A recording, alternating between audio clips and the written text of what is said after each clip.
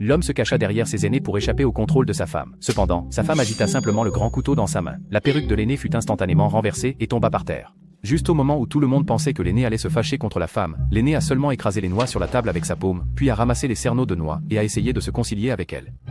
En voyant cette scène, l'homme ne pouvait qu'espérer sur les deux autres aînés, mais après que ces deux aînés ont vu à quel point la femme était puissante, ils ont immédiatement trouvé des excuses et se sont enfuis. Dès qu'ils ont couru à l'étage, les cris de l'homme sont venus d'en bas. Ils se sont immédiatement sentis reconnaissants d'avoir couru assez vite. La raison pour laquelle la femme était si stricte avec son mari était que, peu de temps auparavant, le grand-père de l'homme avait été gravement malade.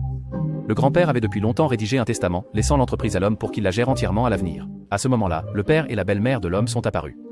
La belle-mère a dit que l'homme avait toujours été un playboy gâté sans capacité à diriger l'entreprise. L'homme a vu clair dans leurs intentions, alors il leur a dit que son grand-père lui avait laissé tous les biens. La belle-mère l'a immédiatement accusé de manquer de manières. Après avoir entendu cela, la femme a directement lancé un bouton dans la bouche de la belle-mère. Elle a dit qu'elle disciplinerait l'homme jusqu'à ce qu'il puisse diriger toute l'entreprise de manière indépendante. Après cela, la belle-mère et le père de l'homme ont été expulsés. Pour remercier sa femme de l'avoir défendu, l'homme prévoyait de lui montrer son charme. Cependant, dès qu'il se retourna, il vit sa femme amener un groupe d'inconnus à la maison. Sa femme lui a dit que c'était des experts financiers invités pour l'enseigner.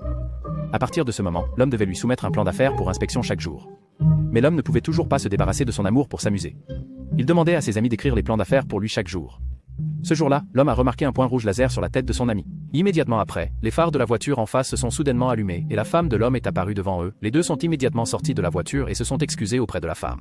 Voyant que la femme était en colère, l'ami se retourna rapidement et s'enfuit. Ce n'est qu'alors que l'homme réalisa que le pistolet dans la main de sa femme était un pistolet jouet.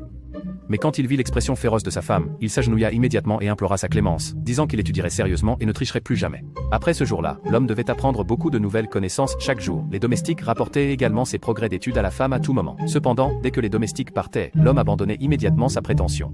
Il avait en fait semblant d'étudier tout le temps. Pendant ce temps, lorsque la belle-mère a entendu son mari louer les progrès de l'homme, elle a immédiatement appelé l'admirateur de la femme et a dit que la femme avait été forcée d'épouser l'homme.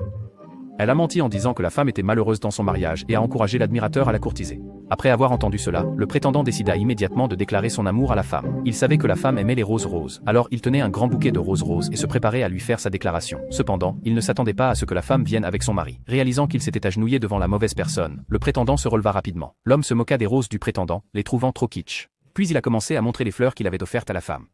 Chaque bouquet était fait de dollars américains.